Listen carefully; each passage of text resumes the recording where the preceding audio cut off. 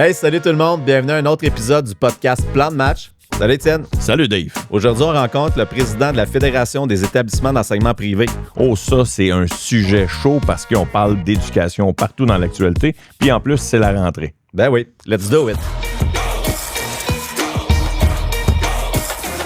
Hey, salut David, merci d'avoir accepté l'invitation aujourd'hui pour participer à l'émission Plan de match. David, c'est la rentrée scolaire aujourd'hui, donc on apprécie vraiment ta disponibilité. J'imagine que tu avais d'autres choses à faire peut-être qu'un podcast. Je fais ça avec Étienne aujourd'hui, Étienne Dano. Yes, ben content de te rencontrer. Avant qu'on commence le podcast, j'ai même découvert qu'on a plein de personnes en commun. Yes, Ah ouais? exactement. Ouais, exactement. Je veux des noms. Beaucoup d'étudiants, mais mon ami Patrick Tousignan, qui est directeur technique et technicien de son de ma tournée, puis qui fait beaucoup de spectacles d'humour. D'ailleurs, il y a une belle salle de spectacle dans le collège de David. Oui, la salle fait une place où beaucoup d'humoristes viennent roder leur spectacle, justement. Ouais. Oui. Même un nouveau festival d'humour, même. Exactement, à Longueuil, en été. Oui, tout à fait. Exactement. Le monde est petit. Oui, vraiment. David, on se rencontre aujourd'hui. Tu es président de la Fédération des établissements d'enseignement privé. Oui. Ça fait presque 10 ans, là, c'est ce qu'on se disait au téléphone hier. Tu m'as appris aussi que tu étais dans tes derniers pas, là, de qu'est-ce que je comprends. Oui, exact. Je termine mon dernier mandat à la présidence de la FEP. Tu es aussi directeur général du Collège Charlemagne depuis 19 ans. Là. Ça fait quand même un petit bout. Exact. Tu as eu plusieurs chapeaux aussi. Tu as été chargé de cours à l'Université de Sherbrooke. Oui.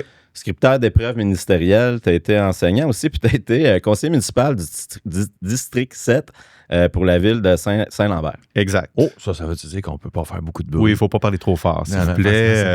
Ce serait mieux. Ça, c'est le cliché de Saint-Lambert. Exact. Est-ce que tu as vécu cette époque-là? Tout à fait. Même que mon district était celui qui était directement à l'autre côté du parc Jean-Drapeau. Okay. Donc, j'ai vécu toute la saga avec le maire Coderre et le maire de Saint-Lambert à l'époque. Oui, tout à fait. C'est les spectacles ou la F1 ou les deux? C'était des spectacles. La F1, c'est un petit peu... Tout le monde était habitué. C'est un peu comme un droit acquis, mais il y avait... redessiner la salle au Cheaga, puis les spectacles, puis tout ça, était orienté directement vers Saint-Lambert. Donc, il y a eu tout un débat pendant quelques années. Ouais, fait que tu as eu à dealer ce fameux débat-là que tout le Québec a entendu, même les gens qui ne savent même pas c'est où Saint-Lambert. Oui, au bye-bye, il y a une blague au bye-bye. Oui, tout à fait. C'est vrai, au bye-bye, il en a parlé. Exact. Tu devais avoir hâte que ça se termine. Tout ça, un petit peu. Puis là, on te ramène dans tes anciennes émotions. C'est bon. Ouais, c'est ça, on te ramène là-dedans. C'était trop facile. C'est bien correct. Ça fait partie de la vie. Donc, David, 10 ans comme président de la FEP, de la Fédération des établissements d'enseignement privé. Parle-moi donc des bons coups que tu as eus en tant que président. Il y a l'organisation, mais de quoi tu es fier? Je suis très fier de l'organisation en général et du réseau.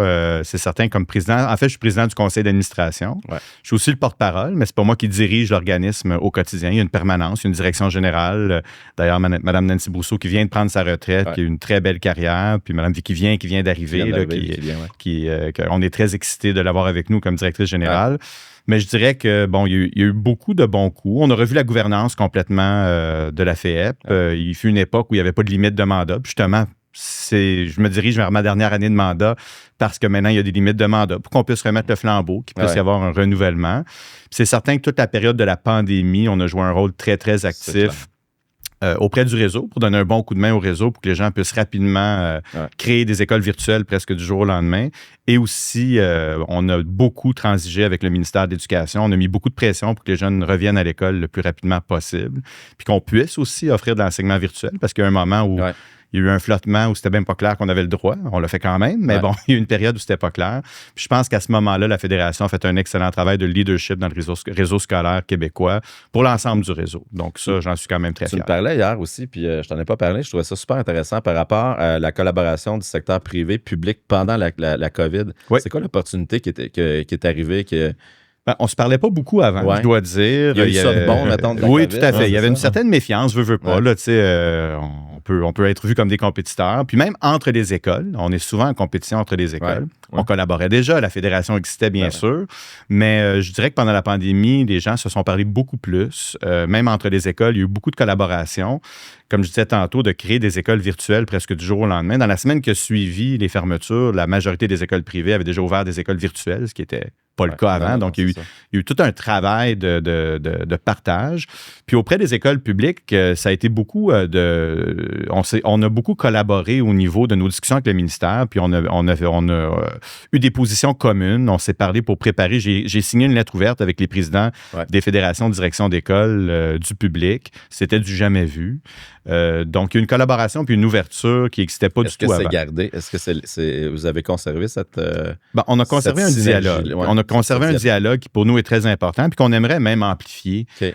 Pour nous, les écoles privées jouent un rôle public important. On fait partie du réseau scolaire québécois au complet. Notre objectif, c'est de jouer un rôle de leadership, d'être des leaders en éducation, mais pour le bien de tous les jeunes Québécois. Puis en étant main dans la main avec le réseau public, on pense qu'ensemble, on peut faire un travail encore. Ça, c'était justement une de mes questions, puis on en a parlé. Le rôle des écoles privées, si demain matin, on enlève le réseau des établissements d'enseignement privé, qu'est-ce qui se passe si on vous enlève? Il y a beaucoup on enlèverait le choix d'école à beaucoup de parents. Au Québec, il y a tout un débat autour du financement des écoles privées, mais le fait que les écoles privées soient financées fait en sorte qu'elles sont accessibles à beaucoup plus de personnes qu'en Ontario, par exemple. Donc, il y a beaucoup de personnes qui choisissent leur école à cause des programmes, à cause des profils, à cause du sentiment d'appartenance, qui n'auraient plus ce choix-là. Parce que, les écoles seraient plutôt imposées, comme c'est le cas au public. On se voit aussi comme des laboratoires d'innovation dans les écoles privées. On a la chance d'avoir beaucoup de flexibilité de gestion, de pouvoir tenter des projets, tenter des partenariats qui, par la suite, peuvent être partagés avec d'autres écoles, avec le réseau public. Puis on pense que ça permet au réseau scolaire québécois de s'améliorer dans son ensemble. As-tu un exemple d'un projet qui a été initié dans le privé, qui a été copié-collé dans le public? Ça a été copié. S'inspirer. Tous les programmes particuliers, il faut dire que ça a existé longtemps au public, mais les écoles privées ont créé une panoplie de programmes, des concentrations sportives, concentrations artistiques, robotiques. Il y a des écoles qui ont fait des concentrations de jeux vidéo, création de jeux vidéo. Tout ça a été initié au début dans des écoles privées. Et puis, on a vu des écoles publiques par la suite prendre la balle au bon puis en créer aussi dans leur réseau. Il y a eu un mouvement beaucoup vers les programmes particuliers. Ça aussi, il y a un débat. Moi, je crois personnellement que tous les jeunes au Québec devraient avoir accès à une option ou un programme particulier pour rejoindre leurs passions, leurs intérêts. Les écoles publiques ont beaucoup, beaucoup développé les grands programmes particuliers en réaction à ce qui se passait au privé. Donc, ça, je pense qu'on a joué quand même un rôle de leadership à ce niveau-là. Puis même au niveau des innovations pédagogiques, au niveau de la technopédagogie, les outils numériques, que chaque élève ait un outil numérique par élève. De plus en plus, on le voit au public aussi. Puis là aussi, on a joué un rôle de leadership. Est-ce que l'inverse est déjà arrivé? C'est-à-dire quelque chose une innovation au public, puis le privé a fait de part et d'autre, quand je parle des programmes particuliers, ça a été beaucoup initié dans les écoles privées, mais à un moment donné, les écoles publiques, il y a certaines commissions scolaires à l'époque, maintenant des centres de services scolaires, qui sont vraiment allés à fond là-dedans, puis qui ont créé des programmes particuliers, des excellents programmes particuliers partout dans leur région. Là, il y a des écoles privées qui se sont dit, attends un peu, là, moi, si je veux que les jeunes viennent chez nous, puis attirer les jeunes ou amener mes élèves vers la réussite au même niveau, il y en a beaucoup qui se sont créés aussi dans les écoles privées par la suite. Donc, les programmes sport-études viennent du public aussi. Et puis, il y en a beaucoup maintenant dans nos écoles privées. Donc, moi, je pense qu'un rôle d'émulation comme ça, puis de pouvoir être un laboratoire d'innovation, c'est juste bon pour tous les élèves du Québec. En parlant de programmes scolaires, de sport, ton collège, où est-ce que toi, tu es directeur, tout d'abord? Il y a énormément de sport. Tout à fait. J'ai la chance de diriger un très gros collège avec 2 campus. Et puis, on a, nous, tous les élèves qui rentrent au collège dès le secondaire 1. On a aussi une petite section primaire, mais en secondaire 1, tous les élèves se choisissent un programme et un profil. Donc, un programme dépendant de tes capacités académiques. Donc, on a un programme international pour les enrichis, si on veut, un programme régulier. On a un programme pour les jeunes qui ont des grandes difficultés scolaires ou pour la transition primaire-secondaire. Mais tous ces élèves-là, peu importe leur programme, se choisissent un profil en sport, en art ou en sciences. Mais dans notre campus de Ville-Sainte-Catherine, on a un énorme programme sportif. On a un des plus gros programmes de hockey scolaire au Canada. On a 27 équipes de hockey au collège. On est dans le football Division 1. On a un sport-études parmi les premiers sports-études au Québec. On a plus de 1000 élèves athlètes au collège. Donc, on parle du collège Charlemagne. Le collège Charlemagne. Exactement. On est on est reconnu pour les sports en général, mais dans un campus en particulier là, à Sainte-Catherine, où les sports jouent un très gros rôle. Le nombre d'équipes de hockey, c'est Les arts aussi? Les arts aussi, tous les jeunes, il y a beaucoup de jeunes qui choisissent des concentrations artistiques. Nous, on appelle ça le profil art, en théâtre, en danse, en création multimédia aussi. Puis, on a d'excellents artistes qui passent par le collège. Là. D'ailleurs, on a des comédiens, des humoristes. On a un peu une pépinière de sportifs et d'humoristes. Louis-José Hood est venu chez nous, entre autres. Puis d'autres connaissances chez vous, à toi, là, qui sont venus au collège. Donc, oui, les arts jouent aussi un rôle très, très important au collège. Puis en éducation en général, je dirais. On a le cliché qu'une école privée, tu es obligé d'être bon. Tu es obligé de performer académiquement. Okay. Là, ce que tu es en train de nous dire, c'est que dans certaines écoles privées, dont la tienne, pas obligé. Pas obligé. En fait, nous, on veut que. Là, je dis pas que ça. Nous, on dit que c'est un mythe. On sait qu'il y a quand même certaines écoles privées qui sont très sélectives. Je peux pas dire que ça n'existe pas. Mais chez nous, c'est tous les élèves. C'est l'offre et la demande à un moment donné aussi. C'est l'offre et la demande, mais chez nous, ça a toujours fait partie de la philosophie de la mission de l'école. On veut que tous les enfants d'une même famille puissent venir chez nous. Peu importe si tu es une jeune fille ou un garçon qui a des très, très bonnes notes et qui vise des programmes contingentés au collégial, mais si tu es un élève, un enfant qui a une dyslexie, un trouble de déficit d'attention, qui a besoin de bouger, qui est un petit sportif, qui a des 60-70 en travaillant fort, ben, tu as ta place chez nous, puis on va t'amener vers ton plein potentiel aussi. Pour nous, c'est extrêmement important. Ça a toujours fait partie de notre réputation, puis près de la moitié de nos élèves ont des diagnostics de troubles d'apprentissage. Puisqu'on a cette grande ouverture-là, puis cette expertise-là, il y a beaucoup de familles qui nous choisissent à cause des services qu'on offre justement aux jeunes qui ont des difficultés d'apprentissage. Ah, génial. Parce que tu me parlais aussi du fait que tu quittes tu vas quitter la présidence, puis la personne qui va te remplacer, tu voudrais quand même laisser un certain leg dans le sens. Tu me parlais de ça. Tu voulais que l'inclusion reste dans des valeurs fondamentales de la Fédération des établissements d'enseignement privé. Tout à fait. Parle-moi de ça un peu. Tu as ouvert la discussion là-dessus, mais est-ce qu'il y a d'autres choses par rapport à l'inclusion que tu voudrais qui continue, qui perdure ou qui s'améliore? Ben, moi, je pense que le fait depuis, là, je n'ai pas l'année exacte, là, mais je me souviens quand je suis arrivé au CA de la Fédération, on avait rencontré Marie Malavoie, qui était ministre de l'Éducation du gouvernement péquiste à l'époque, qui nous avait dit, écoutez, nous, on va continuer à vous subventionner, mais on veut que vous acceptiez davantage d'élèves qui ont des difficultés. On veut que vous fassiez davantage votre part. Je pense qu'on était à peu près 10 % du réseau à cette époque-là qui avait des diagnostics, qui avait des plans d'intervention. Puis là, on était à près de 20 % d'élèves. Puis ça, je pense que c'est très, très important. Si on veut être des leaders en éducation au Québec dans le réseau des écoles privées, ça veut dire qu'il faut être des leaders auprès de toutes les clientèles d'élèves. Puis les élèves qui ont le plus besoin d'adultes et d'une éducation de qualité, c'est les élèves qui ont des difficultés scolaires. Donc, pour moi, ce serait très important. En ce moment, il y a eu des époques où ça a été un peu plus difficile pendant des crises économiques, des baisses démographiques pour beaucoup d'écoles privées. En ce moment, dans les régions de Montréal et Québec, il y a quand même des listes d'attente importantes. Mais je pense qu'il ne faut pas céder à la tentation de devenir très, très sélectif seulement sur la base de résultats scolaires. Il faut offrir des services de qualité à des jeunes qui ont des grandes difficultés scolaires, qui ont des diagnostics. Il y en a beaucoup au Québec. Il faut vraiment jouer notre rôle là-dedans. Un rôle de leadership, je dirais. Ça, c'est un leg que je voudrais laisser, puis je voudrais qu'il perdure au niveau du réseau des écoles privées. Puis, je veux pas de nom, mais si ça te tente, tu peux m'en donner. Là, mais la personne qui va te remplacer, c'est quoi le profil idéal? Ça, c'est un gars d'ARH qui veut savoir c'est quoi le profil idéal. C'est qui? C'est vraiment, il n'y a pas, en fait, c'est le conseil d'administration qui va choisir parmi ses membres une personne pour devenir présidente ou président. C'est un rôle de gouvernance. Il y a un rôle de porte-parole. Donc, je pense que ça prend quelqu'un quand même qui est prêt à aller débattre sur la place publique, qui est prêt à donner son opinion. Bonne communication. Puis pas toujours non plus être dans une cassette, je vous dirais, de répéter les mêmes choses, sortir des clichés. Puis vraiment jouer un rôle de leadership qui dépasse seulement les écoles privées. On s'est vraiment donné cette mission-là à la FEP de jouer un rôle de leadership en général dans le réseau scolaire. Donc, quelqu'un qui connaît bien le réseau scolaire, qui a une passion pour la réussite des jeunes en général, puis qui a une bonne communication. Est-ce qu'il y a déjà eu un président ou présidente de ce conseil d'administration-là qui n'était pas directeur d'un établissement d'enseignement privé du réseau? En fait, dans nos règlements généraux, on a des membres cooptés qui ne sont pas des directions générales, mais qui ne peuvent pas être président, vice-président. Pour être président, donc, pour être président, il faut être une direction générale d'un collège. Mais une fois que tu as quitté ton mandat de président, tu peux rester sur le CA? Oui, en fait, on s'est donné un plan de match. Je devrais théoriquement déjà avoir terminé, mais à cause de la transition à la direction générale, je suis resté un mandat de plus de 2 ans. La première année, je reste président, donc jusqu'au mois de janvier. Puis par la suite, une nouvelle présidence va être nommée, puis je vais rester une année de plus pour aider à la transition. Donc, je vais rester une année au conseil d'administration par la suite. En principe, c'est ça le plan de match, en tout cas. OK, parfait. Génial. Je voulais qu'on parle aussi, on a vu que tu étais impliqué dans l'utilisation, tu as eu des discussions par rapport à l'utilisation du cellulaire en classe. On avait des questions là-dessus, voir un peu où tu te positionnes, où que les écoles privées au Québec se positionnent là-dessus. Avez-vous un plan de match? Ben, dans notre rôle à la FEP, il faut comprendre que c'est pas comme un centre de service scolaire. Les écoles ne relèvent pas de nous. Ouais. Donc, chaque école est autonome, peut avoir ses propres politiques, sa propre vision. C'est certains qui vont se tourner vers nous pour des conseils, puis des fois pour un discours commun ou s'assurer qu'on est à la même page quand vient le temps de se positionner par rapport à certains enjeux. Donc, chaque école a un peu sa vision au niveau des cellulaires. Moi, je dois avouer que dans mon collège, je suis arrivé en 2006 dans l'équipe de direction. Les cellulaires commençaient, mais déjà, les gens n'avaient pas le droit de les amener en classe ou dans les corridors. Donc là, chaque école a sa propre politique, sa propre vision des choses. Oui. Ben là, il y a une directive du ministre, par contre, qu'on se doit de respecter.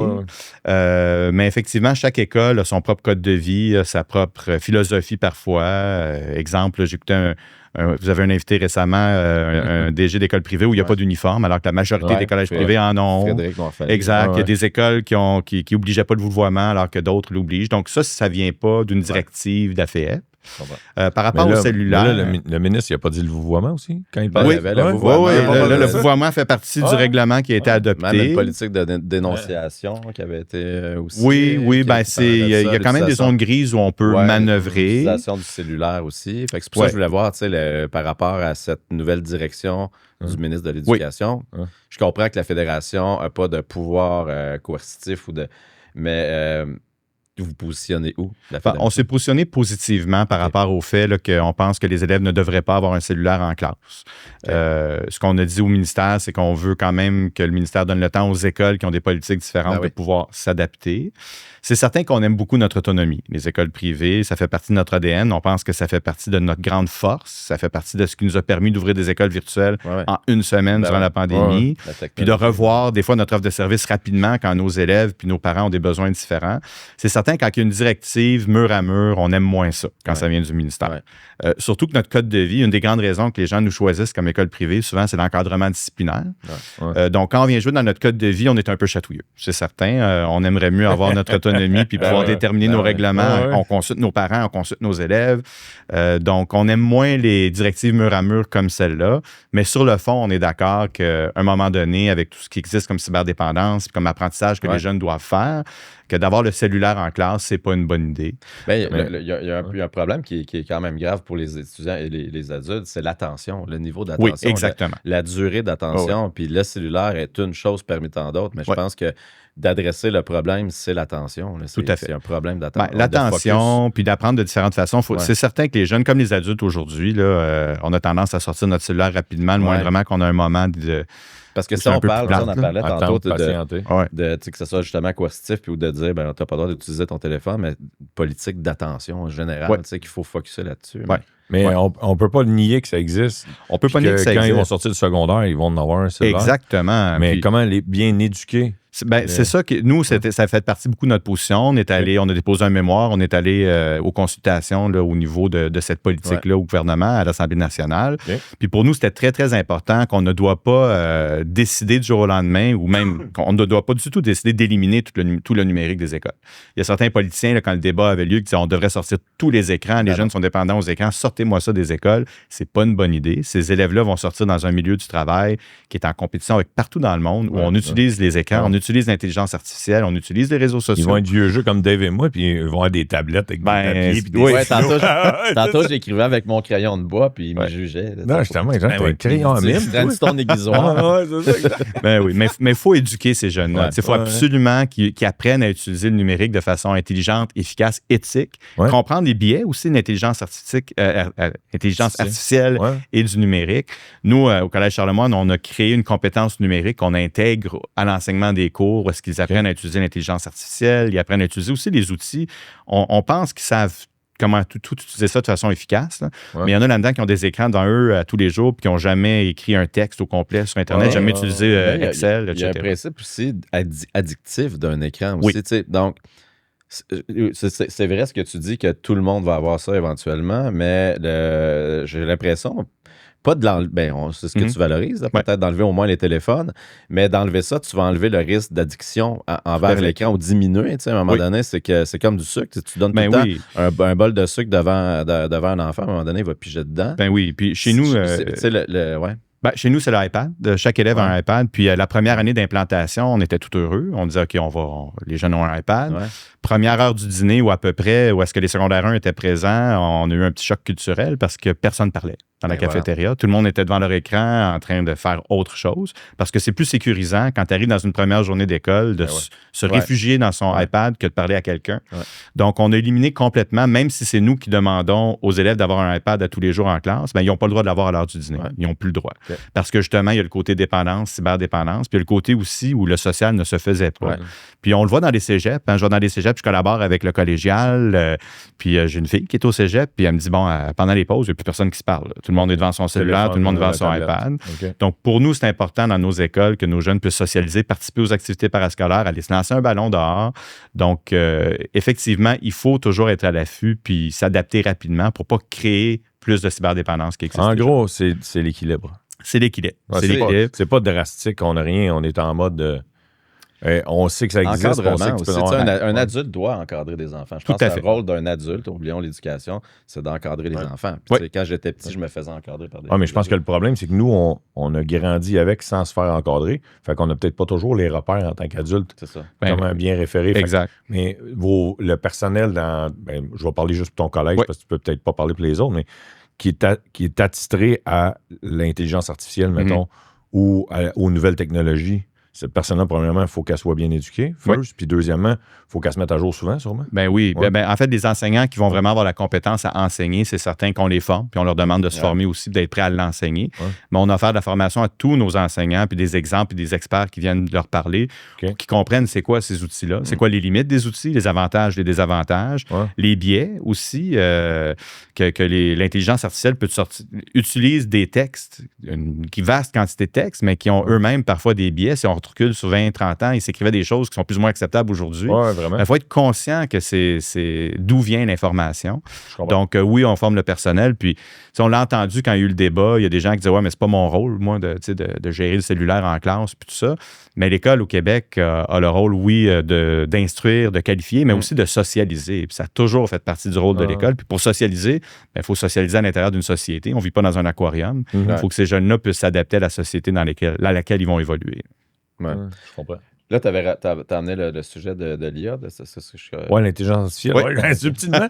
Subtilement, j'amène le point Pour moi, d'intelligence c'est quelque chose qui est important de discuter. Là, puis même dans mon métier propre, on l'utilise, puis il y a des avantages énormes à ça, autant pour nous que pour nos clients. Nos résumés, nos rapports sont... Évidemment, on fait une vérification dans tout ça, on est plus productif. Ceci étant dit, les enfants utilisent ça de plus en plus jeunes. Ma fille de 8 ans, mon fils a 8 ans. Ma fille de 10 ans parle avec ChatGPT. Je trouve ça drôle, mais à un moment donné, j'enlève l'iPad parce que ça part dans des discussions qui n'ont plus de sens. Est-ce que nos enfants vont vieillir trop vite? Parce que avoir trop d'informations, parce que j'ai surpris ma fille à poser des questions très politiques. Là, pourquoi le ci, le ça, l'Ukraine? À un moment donné, là, tu fais de l'anxiété par rapport à un pays qui est beaucoup trop loin. Là. Est-ce que nos enfants vont vieillir trop vite avec la technologie? C'est difficile. On a toujours eu un peu cette inquiétude-là avec toutes les nouvelles technologies qui sont arrivées. Au niveau de vieillir trop vite, c'est juste la télé. À un moment donné, le contenu de ce qu'il y avait à la télévision quand le câble est arrivé dans toutes les maisons, puis la variété de postes. Je me souviens quand j'étais enfant, les adultes étaient très inquiets de tout ça. Ensuite, l'Internet, Google, etc. Tu sais, je veux dire, il y a eu vraiment une grande inquiétude. Je suis pas il y avait cette réflexion-là de vieillir trop vite. Oui. Ah oui? Okay. Je pense que avoir accès à du matériel puis des choses comme enfant qu'on n'avait pas accès avant. Fait que cette inquiétude-là existait.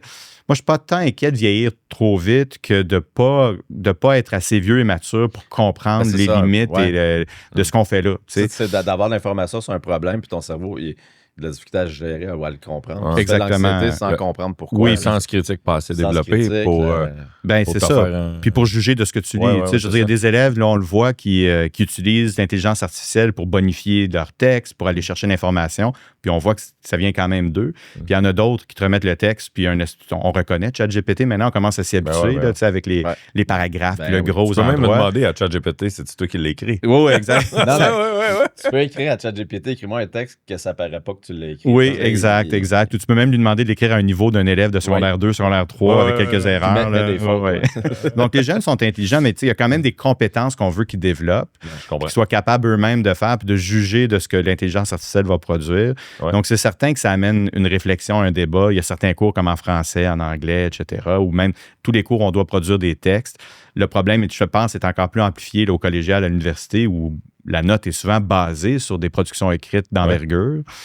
Donc, il y a toute une réflexion. Comment est-ce que tu évalues la compétence d'écriture? Est-ce que tu demandes aux élèves de le faire devant toi tout le temps?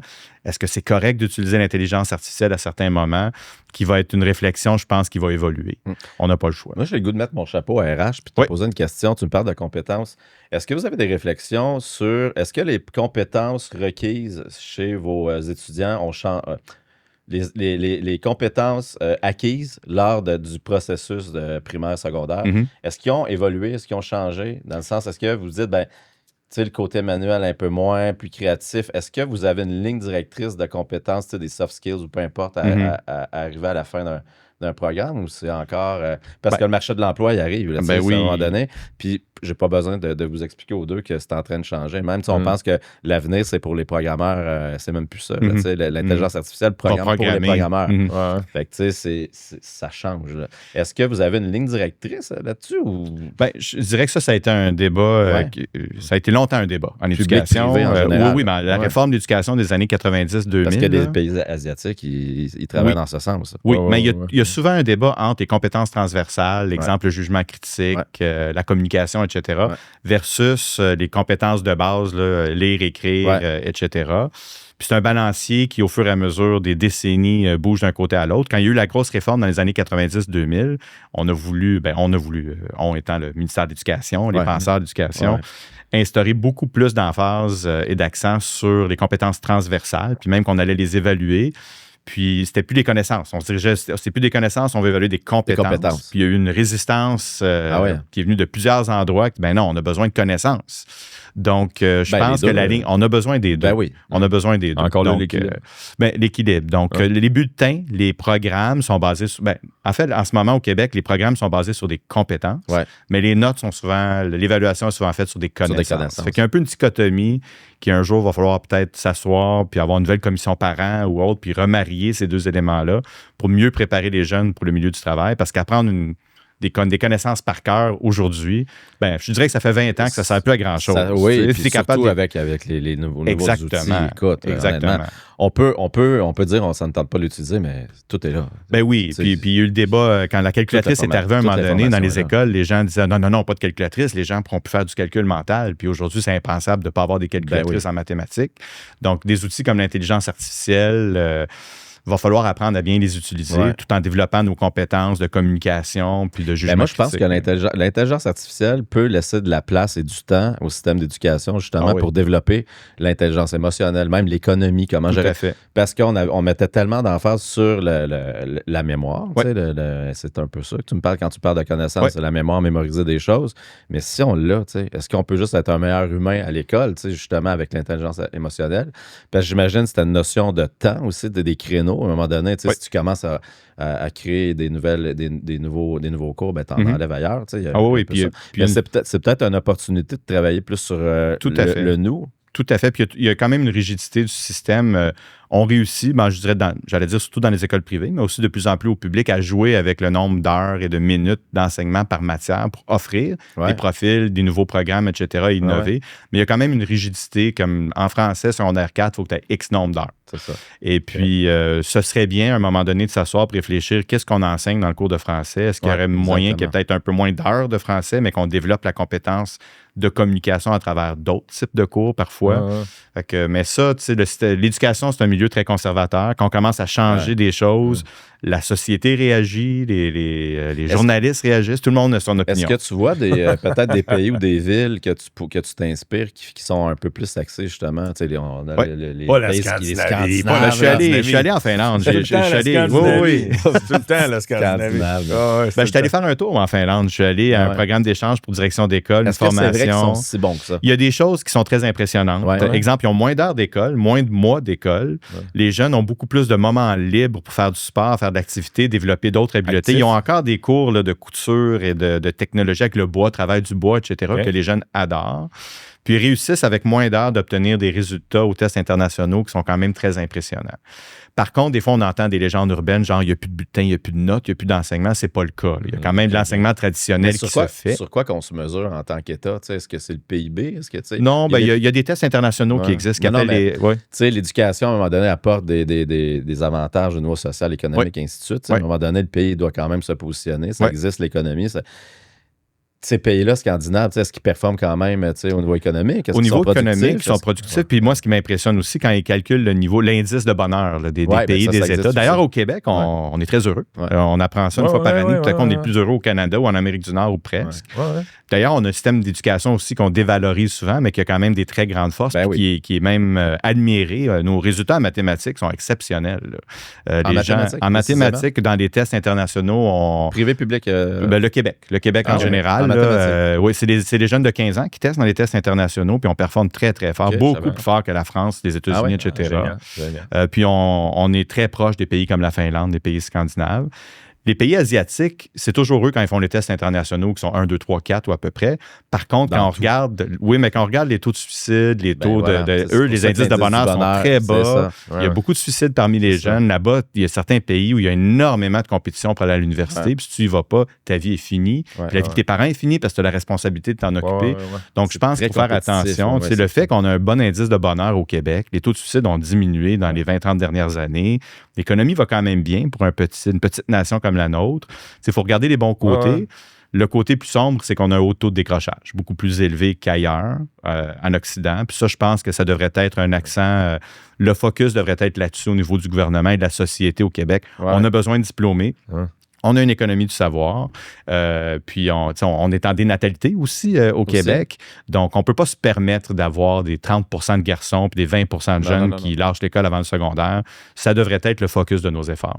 Ça c'est la passe sur la palette pour que tu logues son livre. Exact. Qui est dédicacé en plus. Exact. Donc, David, tu as écrit un livre. Oui. Parle-moi de ça, qui est ici. Oui, ça a été un projet que j'ai adoré.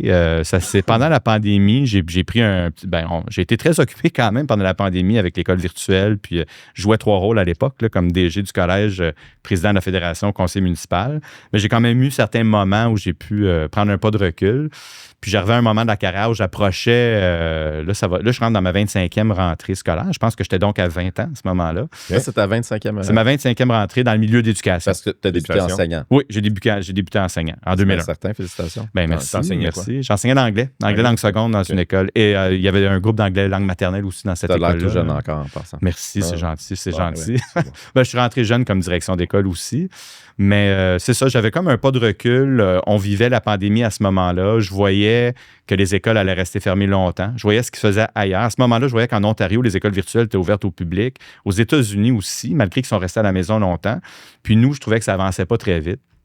Puis j'ai pu prendre un pas de recul, analyser un peu les statistiques de taux de réussite de nos élèves. Je suis allé fouiller dans les tests PISA, justement, qui sont les tests de comparatifs internationaux, pour réfléchir à notre système d'éducation, puis l'éducation au Québec.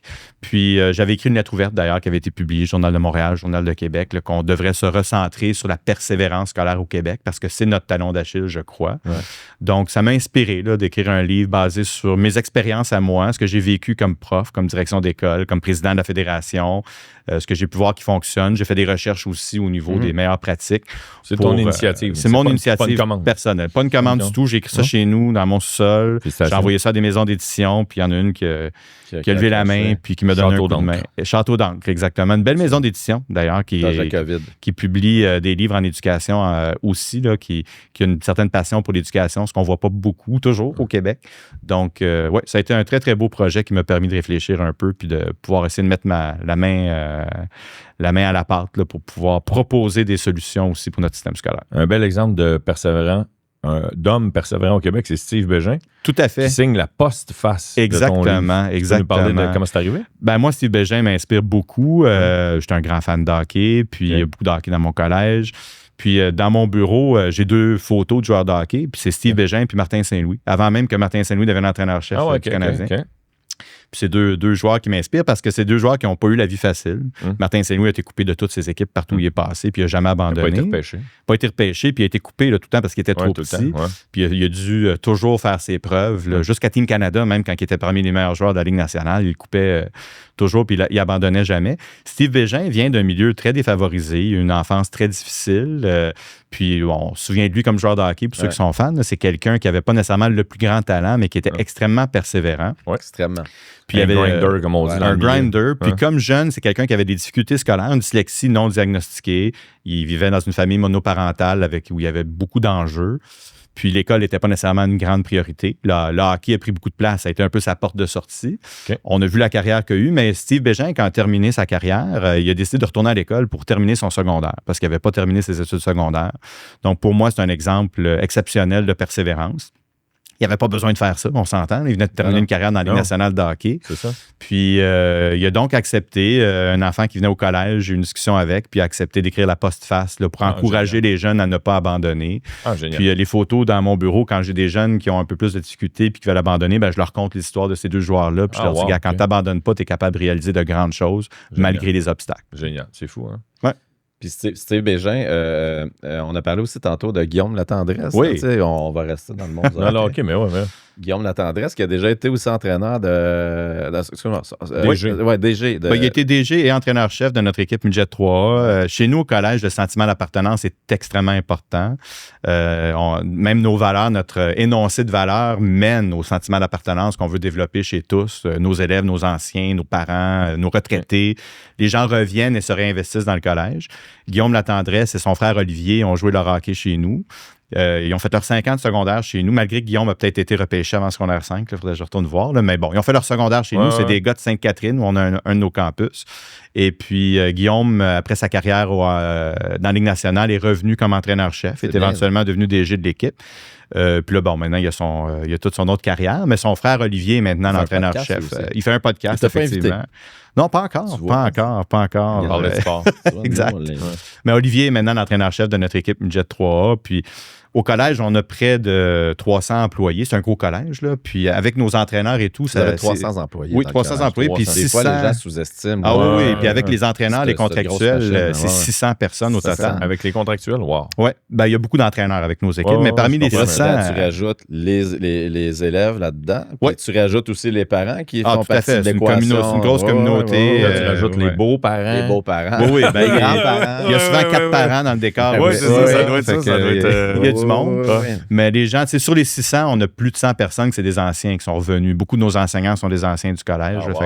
Guillaume est un exemple de ça, qui continue. Puis il était d'ailleurs, on fait un tournoi de golf annuel pour notre fondation pour remettre des bourses aux élèves. Steve Bégin était présent, Guillaume était présent aussi là, à notre tournoi de golf. Moi, David, je veux profiter d'être ici avec nous. Je veux que tu sois honnête. On a toutes nos tu sais, des fois, on est à Noël et on parle de l'éducation, puis tout le monde a la meilleure idée. Là, on se dit, moi, je ferais ça. David, mettons, je te dis, là, depuis que tu as commencé dans l'éducation, c'est quoi l'idée la plus folle que tu t'es dit, ça, si on faisait ça, tout fonctionnerait, mais je suis limité par le budget, là. Wow. C'est quoi l'idée la plus folle que tu as eue? Moi, on en a toutes, là, des idées. Là, on se dit pourquoi qu'on fait pas ça, ça serait si simple. On a besoin de ça en tant que société. Je te dirais, il y a des gens quand même, les gens qui ont fait le lab école. C'est le fun qu'on a des gens qui rêvent, qui essaient des choses, puis des gouvernements qui ont accepté d'embarquer jusqu'à un certain point dans ces rêves-là. Je comprends qu'on peut pas tout faire aussi. Non, puis c'est ça, puis c'est drôle, hein, parce qu'on est une école de projets aussi. On essaie beaucoup de choses. On installe des nouveaux projets à chaque année. Mais c'est sûr que si on avait vraiment l'opportunité de s'asseoir, de mettre tout sur pause et de réfléchir au système d'éducation en général. Ça va trop vite. Là, ça va trop vite. Même, tu sais, puis il y a des choses, des fois, notre économie est basée sur les 2 mois de vacances en été. Là, mais tu sais, de revoir même le calendrier scolaire au complet, de revoir les heures d'école. Si les jeunes pouvaient tous faire du sport tout de suite en arrivant à l'école, puis là, il y a une question de plateau, mais là, si on me demande de rêver complètement, tous les jeunes du Québec à la première période font du sport.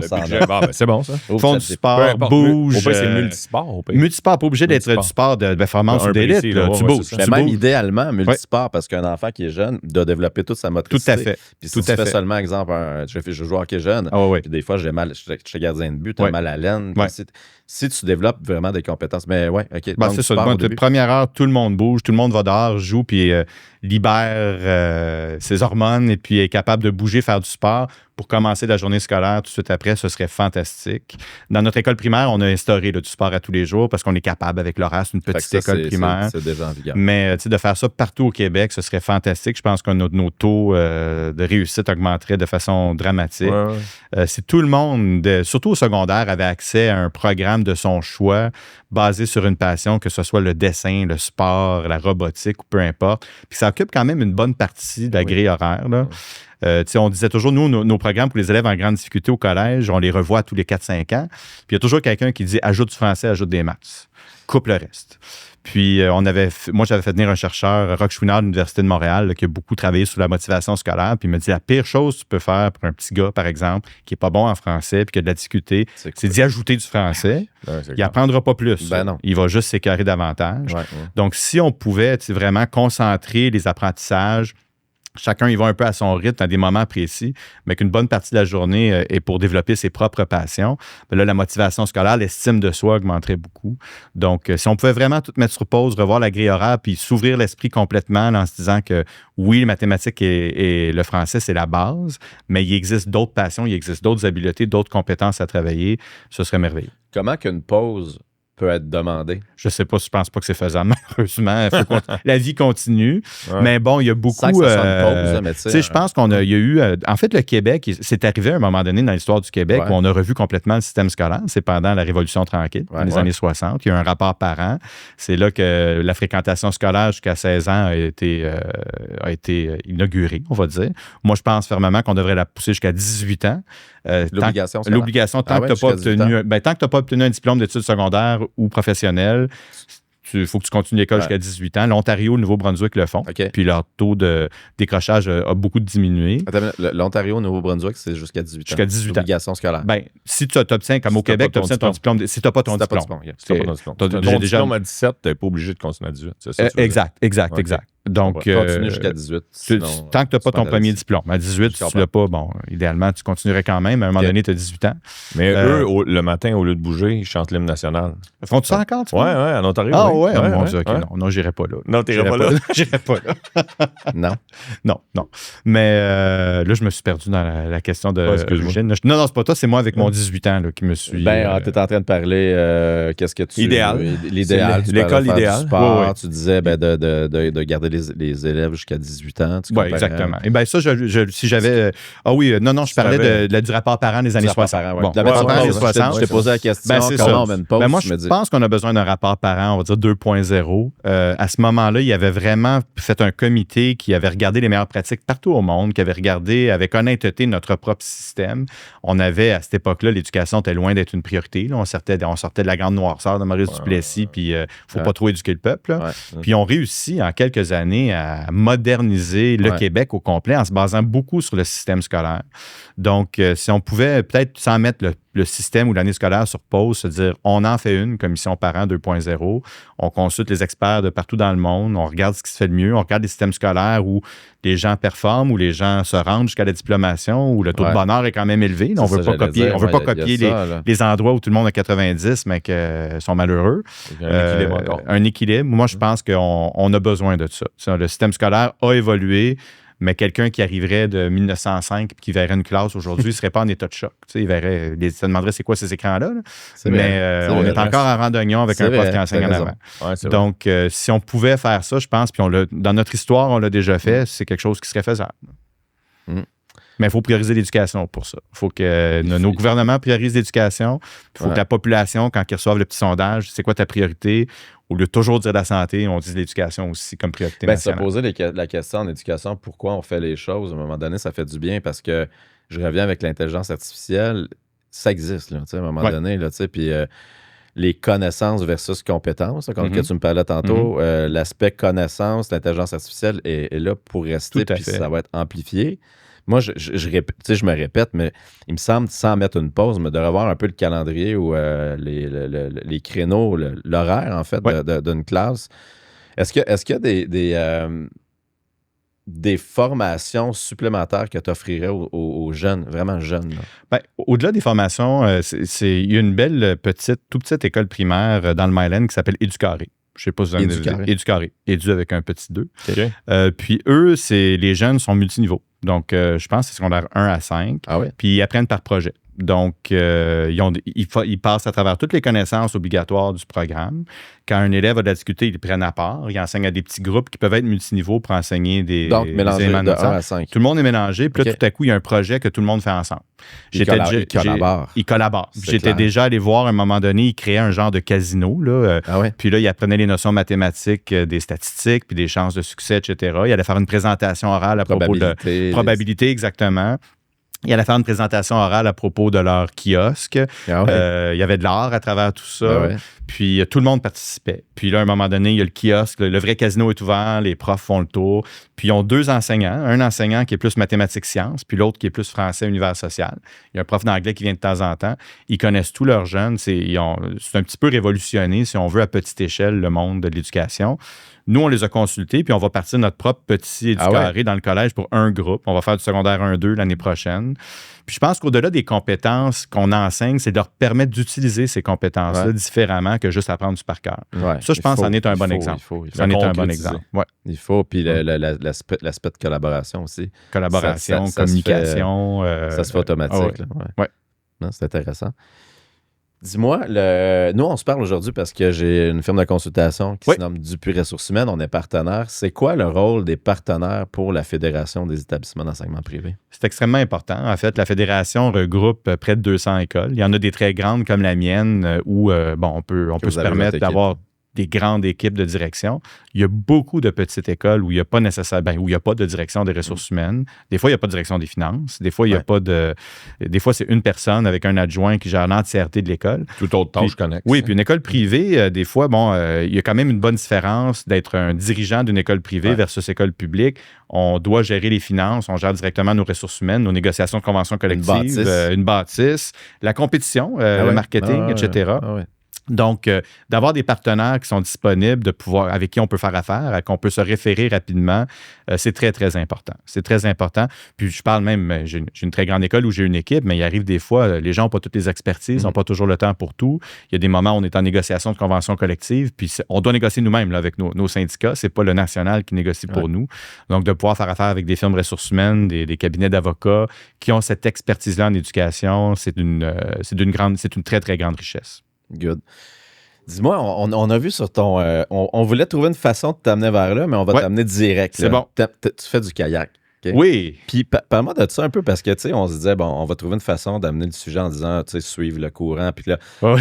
Mais je trouve ça super intéressant. Puis je voyais que tu étais pas mal impliqué là-dedans, le kayak. Puis explique-moi pourquoi le kayak. Parce que j'en ai fait du kayak. Il y a un côté quand même assez dangereux dans ça. En tout cas, j'ai eu une débarque avec ma blonde cet été. Puis j'ai été surpris à quel point que... Mais Dave, c'est du kayak de rivière, là. Ah ouais, ben ça, c'est plus, plus d'action. Moi, c'est du kayak de mer. C'est du kayak de mer. OK. Ben, en fait, moi, j'ai toujours un peu comme philosophie personnelle que c'est important de sortir de sa zone de confort. Puis quand on m'offre des projets ou des expériences... Parce que tu postais là-dessus sur LinkedIn. Oui, c'est ça. Le professionnel avec ton... J'ai accepté un défi, en fait, c'est que... C'est ça. Là, je suis pas quelqu'un qui en a fait beaucoup de kayak. J'en ai fait il y a peut-être une dizaine d'années. J'ai de la famille dans le coin de Magog. J'en ai fait sur le lac Memphremagog. Très beau lac. J'aime beaucoup ça. J'en ai fait dans Charlevoix, là, aller voir les baleines puis tout ça. Mais j'étais pas quelqu'un qui en faisait tant que ça. Et puis, un très bel organisme qui s'appelle Jeunes musiciens du monde qui offre des cours de musique et des instruments dans des milieux défavorisés, surtout au Québec, qui organise un grand défi kayak Montréal-Québec à chaque année. Quand même. Et puis, puis... Montréal-Québec en kayak. Exact. Le courant, il va dans quel sens? Dans le bon sens. Ah, OK, Dans le bon sens, mais quand même. Puis, c'est combien de temps? C'est 4 jours. C'est 4 jours. Tu es entre 8 et 11 heures là, sur le fleuve. Oui. Puis, quelqu'un m'a envoyé ce défi-là, puis je me suis dit, hey, ça serait le fun. Tu sais, ça va me permettre à, renouer avec le kayak. Je n'avais pas fait tant que ça depuis quand même un bout de temps. Et puis, je me suis inscrit. Puis là, il fallait lever des fonds pour l'organisme, un certain montant. Pour l'événement au complet, c'est une bonne cause. C'est une très bonne cause, puis ça a été tout un défi et une excellente expérience. Comment ça se passe, manger puis dormir? Ben écoute, tu pars le matin, il faut que tu sois à 7 heures à côté de ton kayak. Et puis là, il y a un arrêt dîner. Donc, il y a une pause, puis là, il faisait 38. Il y a quelques semaines, il faisait 38 degrés Celsius sur le fleuve. Il n'y avait pas de vent. Fait que ça a été le plus gros enjeu, je dirais. Je comprends.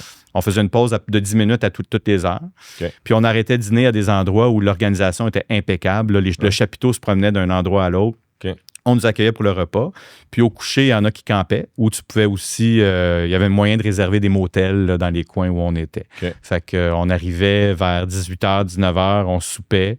Tout le monde se couchait parce qu'on était épuisé. Ben ouais, puis je comprends. le lendemain, on repartait. Donc, sur 4 jours, on s'est C'est rendu ça, c'est épuisant. jusqu'à Ça Québec. t'a pris combien de temps à revenir, perdre ton... Tu sais, parce qu'on est longtemps sur le, Oui. sur le fleuve, quand on est Ouais. revenu... Oui, ben en fait, le mal de ça a terre, pris là, peut-être un 24 heures, mais durant les couchers, là, à la fin de la journée, quand tu es debout, tu le sens pas tant que ça, mais dès que tu t'assois pour manger, tu as l'impression que la terre ça continue bouge à encore, bouger. ouais. Fait que ça a été un défi. Dans les premiers jours, parce que j'avais perdu un petit peu la touche au kayak, le bas de dos, la position n'était pas Les facile. épaules, Puis à un moment donné, les épaules, les trapèzes. OK. Mais une belle expérience collaborative. Les gens s'entraident, les gens se parlent, l'organisation est incroyable. Il y a des gens en Zodiac là, qui t'offrent, ils s'assurent que tout le monde est correct, réparent un peu les kayaks, donnent du Gatorade ou... S'il y en a qui se blessent. s'il y en a qui se blessent, exactement. Donc, la sécurité était parfaite, puis une belle façon de découvrir notre beau fleuve qu'on voit jamais. Ouais, parce que là, tu as vu le... Des fois, on voit le fleuve, mais de la route. Là, tu as vu... Ben oui, puis on se rend jusqu'à dans Charlevoix le pour le voir, pour le visiter, alors que entre Montréal et Québec, c'est excessivement beau, puis on le voit jamais. Quand on prend la 20 ou la 40, Non, c'est vrai. on voit juste l'autoroute. Ouais. Puis il y a des très, très beaux coins, le coin de Batiscan, entre autres, là, où est-ce qu'il y a une superbe plage qu'on ne connaît pas. Donc, vraiment une belle découverte, un beau défi sportif, puis une belle cause. Là. Génial. Ouais, j'encourage tout le Ben, monde pour aller félicitations. voir le grand défi ouais, kayak félicitations. Dégagné, qui est le commanditaire principal. Tu es impliqué aussi, tu es membre du cercle de donateurs du réseau national, si je ne me trompe pas. Oui, aussi. ben j'essaie de m'impliquer. Ouais, Ça aussi, j'ai été très chanceux dans la vie. Là. Ouais. Je viens d'une famille qui tout allait très bien chez nous. Ouais. Là. Mon père était un ingénieur, un gestionnaire, donc j'avais une belle qualité de vie. Mais j'ai toujours été inculqué avec les valeurs qu'il faut redonner quand on est chanceux. Donc, je m'implique beaucoup. J'ai aidé à fonder un centre de pédiatrie sociale à Longueuil, pédiatrie sociale du docteur Julien. OK. J'essaie de redonner à plusieurs causes. Le collège aussi, on s'implique beaucoup. Depuis que je suis là, même avant, mais depuis que je suis là, on a mis l'emphase sur donner de plus en plus de bourses à des élèves qui n'auraient autrement pas les moyens de venir chez nous. Des jeunes identifiés par les centres jeunesse Montérégie, par la Fondation du docteur Julien, qui viennent de milieux plus défavorisés, qui peuvent venir dans notre collège complètement gratuitement. Ils ne payent pas les frais de scolarité, ils ne payent pas le repas. On leur offre le repas, ils ne payent pas l'uniforme, etc. C'est-tu, entre autres, pour ça, le tournoi de golf? Oui, le tournoi de golf. Non, en fait, le tournoi de golf, c'est pour on fait différents événements pour différentes choses. Ouais, Ça, c'est pour nos jeunes sportifs. Donc, on remet des bourses aux jeunes sportifs qui n'auraient pas autrement les moyens. Mais le tournoi de golf amasse des fonds vraiment pour notre service des sports. Là, exactement. Ouais. OK. Faites ça à quel terrain? Napierville. On fait ça à Napierville Bon, l'année prochaine, à chaque année. Vous êtes invités l'année Foursome, prochaine. on y va, Foursome. On C'est s'achète bon. un foursome l'année Tu vas prochaine. avec tes frisbees. Ben Avec oui, mes vous frisbees, je pourrais amener disque golf. Ben oui, vous allez pouvoir rencontrer Steve Bégin, Steve. Guillaume Latendresse, David. Paul Faut pas Byron que vient t'oublies. chaque année aussi. Paul Byron, il vient chaque année. Ah ouais, Oui, il y a deux Paul. enfants qui rentrent au collège. Là, puis, Ah ouais?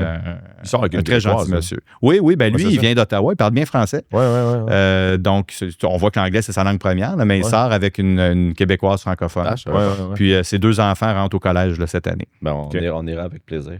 C'est bon. Ça David, on a quand même évité le sujet, là, Oui. mais les coupures budgétaires. Oui. On finit avec ça. C'est plate, C'est là. ça, mais notre je voulais dernier pas sujet. correct, tu sais, C'est parce correct. qu'on en parle. Là, tu sais, le ping-pong, on enlève, on remet de l'argent. Tu sais, rapidement, là, tu sais, comment tu vois ça? Ben, nous, tu sais, c'est certain qu'à la fédération, ce qu'on dit, on comprend qu'on doit faire notre part. Tu sais, si à un moment donné, il y a des coupures à faire, on ne peut pas couper le réseau public puis ne pas couper le réseau privé.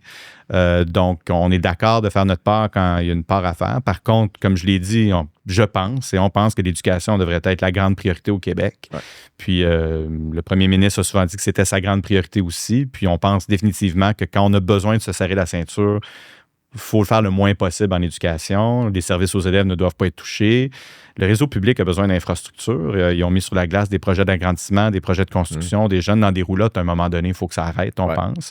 Fait qu'on on a fait front commun là, avec le réseau public pour dire, s'il vous plaît, ne touchez pas à l'éducation ou du moins, faites-le le moins possible. Donc, on était content quand même du réinvestissement. Comme tout le monde, le moment de l'année nous a beaucoup dérangé. On nous demande de faire nos états financiers puis nos budgets avant le 30 juin.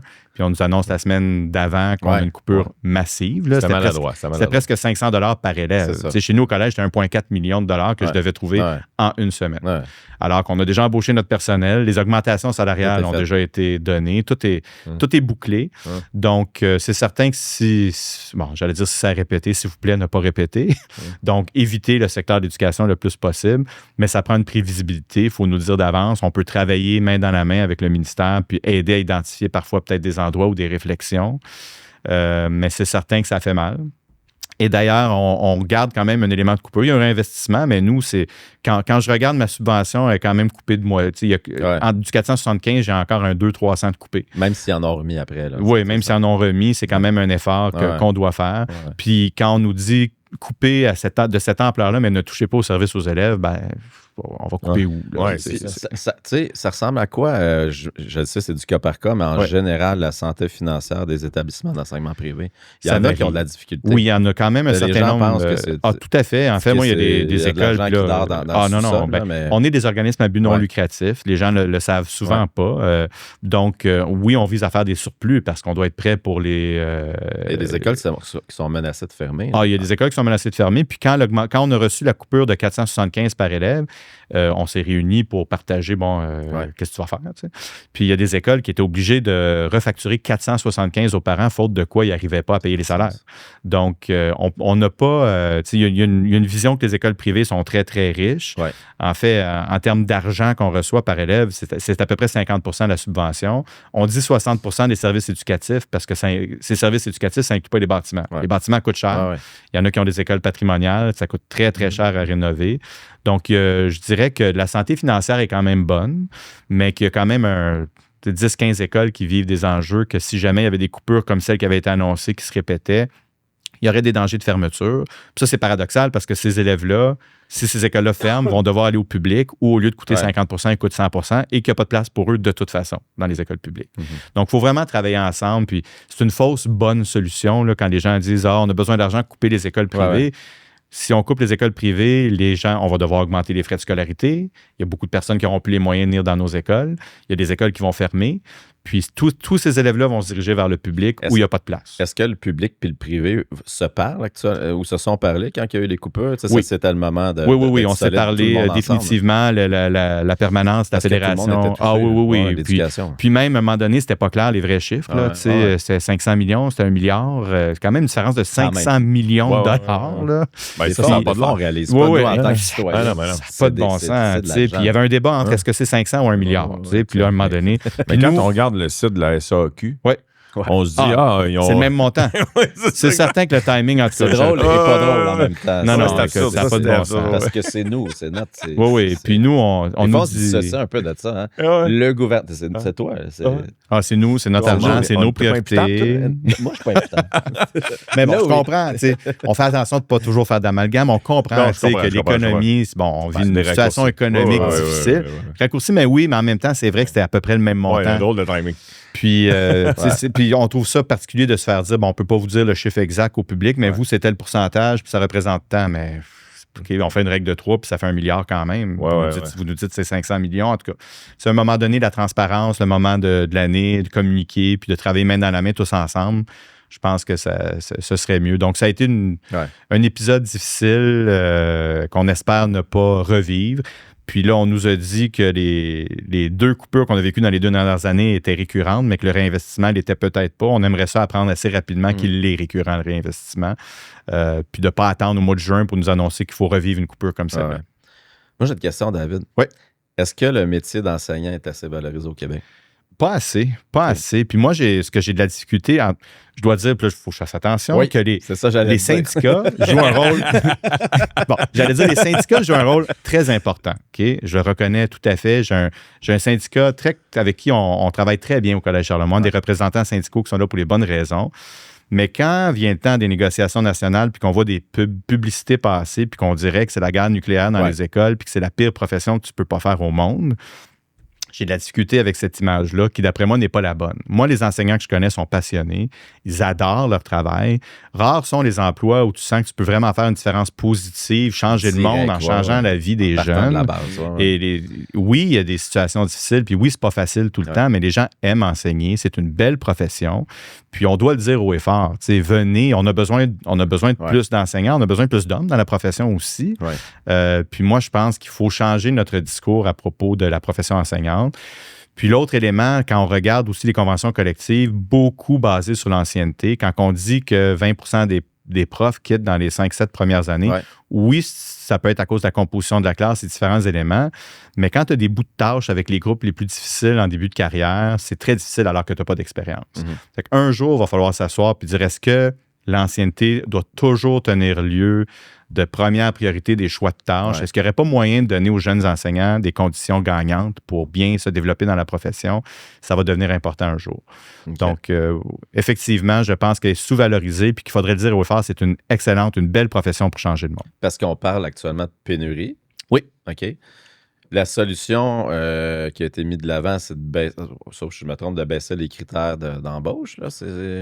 Ah ben ça, en fait, c'est que là, il y a beaucoup d'enseignants non qualifiés qui sont dans le système. Donc, Mais on s'en va où avec ça? Ben, ces gens-là, en plus, ne pourront jamais obtenir de permanence. Donc, ils vont flotter dans le système. Il faut attirer des jeunes dans la profession enseignante, que quand même, je dois dire, le gouvernement a amélioré les conditions de travail. Les salaires ont quand même augmenté de façon considérable dans les 5-7 dernières années au niveau des enseignantes et enseignants, ce qui est une bonne chose. Je pense qu'ils le méritent. Mais il faut revoir, il faut valoriser la profession, il faut faire des campagnes de publicité, dire. Des fois, les gens sont surpris d'apprendre la qualité de vie des enseignants au Québec. Tu as quand même des belles conditions de travail. Je pense qu'ils mériteraient quand même de gagner peut-être un peu plus d'argent, mais tu as des belles conditions de travail au niveau de la retraite, au niveau des assurances et tout. L'été. Ouais. Puis en plus, ben, tu fais vraiment, tu es avec des jeunes tout le temps. C'est une passion. Moi, j'ai toujours dit, si tu es prof, il faut que tu aies une passion pour les jeunes. Au-delà de ta passion pour ta matière, c'est pour les jeunes. Il faut que tu doives aimer être avec des enfants ou des adolescents. Puis ils te stimulent, ils te gardent jeune toute ta vie, puis tu fais une différence positive dans leur vie. Donc, je pense qu'il faut... la solution est là, c'est de les attirer dans la profession. Ouais. Revoir aussi la formation initiale, valoriser le bac en enseignement, rémunérer les stages.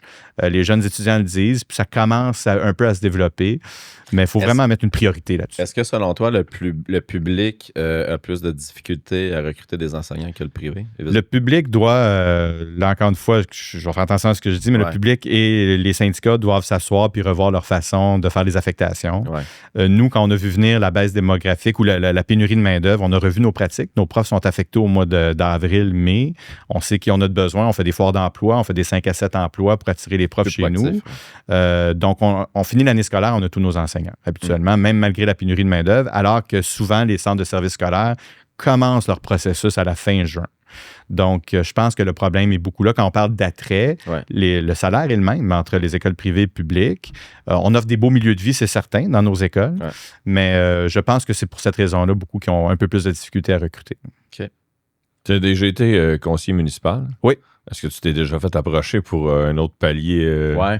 Ben, pas peut-être. Parce qu'à t'écouter parler, tu serais un très bon ministre de l'Éducation. Ben, j'aime la politique. J'ai toujours aimé la politique. C'est une passion. J'ai aimé être conseiller municipal. J'ai fait 2 mandats. À un moment donné aussi, je voulais passer à autre chose, mais un jour, c'est quelque chose qui pourrait m'intéresser. Il y en a qui t'ont déjà tâté le pouls? Ben, en fait, quand vient le temps des campagnes électorales, j'ai déjà été consulté à propos au niveau de l'éducation. OK. Donc, puis ça, quand on m'appelle, je réponds aux questions. Puis, donc, j'ai quand même certaines... T'as pas la porte tout de suite? Non, c'est ça. Peut-être pas tout de suite, mais un jour, peut-être, c'est quelque chose qui pourrait m'intéresser.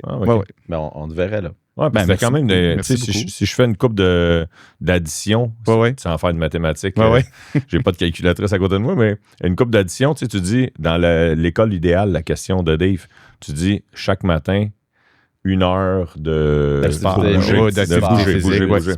Bon, ben là, on coupe en éducation, on coupe en santé. Fait que là, toi, tu viens de régler 2 problèmes. Les jeunes apprennent plus, apprennent mieux parce qu'ils ont extériorisé au début de la journée puis ils sont plus en santé parce que tous les jours, ils bougent. Fait que tu désengorges le système de santé. C'est des solutions tellement simples. J'ai des statistiques dans mon livre. C'est trop simple pour les fonctionnaires. En fait, juste les décrocheurs, il y a des statistiques là-dessus, là, ont beaucoup plus de chances d'avoir des enjeux de santé, de consommer, de fumer, etc. Donc, d'investir en éducation, on sauve de l'argent en santé aussi. Puis quand on parle de prioriser l'économie, bien sûr, prioriser une économie, il faut que tu diplômes tes jeunes. Donc, je pense que c'est là qu'on doit investir. Pour moi, c'est assez clair, mais il faut vraiment le prioriser. Est-ce qu'il y a des lobbies qui nuisent? Je sais pas. Non, mais je suis en train de réfléchir. Je sais pas arrêter le podcast. Non, mais je me dis, c'est tellement simple, mais... Je sais pas. Je sais pas si des lobbies. Il me semble mais c'est certain que je pense pas qu'il y a des lobbies qui nuisent, mais c'est juste qu'il faut avoir comme société, comme hommes, femmes d'affaires, comme gouvernement, comme le milieu de la santé. On doit tous se dire que si on investit, quand on fait de la prévention, c'est toujours investir en prévention, ça nous économise de l'argent en intervention, en bout de piste. On a fait des pas de géants au niveau de la cigarette. Là, moi, j'étais dans les années 90, j'étais dans les écoles secondaires, tout le monde fumait partout, tout ça, puis c'était quasiment bizarre si tu ne fumais pas. Les médecins accouchaient des enfants. Ouais. Puis là, aujourd'hui, là, ça commence à vapoter, là, mais bon, on ne voit plus la cigarette comme on l'a déjà vu. Donc, quand on décide qu'on se donne une priorité puis qu'on investit en prévention puis en message public comme société, on est capable. Donc, il faut se le dire. Puis, on a souvent tendance aussi à blâmer le gouvernement. Puis, bon, oui, moi, je suis d'accord qu'il y a des éléments que le gouvernement doit prioriser. Mais quand ils font leur sondage, quelle est votre priorité? C'est santé, économie, santé, puis tu as l'éducation loin en arrière. Il faut se regarder dans le miroir puis se dire, comme société, il faut le prioriser. Oui, non, je suis d'accord. Écoute, David, c'était un plaisir de t'accueillir. Plaisir partagé. Vraiment, ça a été super instructif et agréable. Ouais. Ben, merci à vous. Merci de m'avoir invité. Le livre. Ça me fait plaisir. Merci de vous intéresser à la question. C'est très, très apprécié. Vraiment.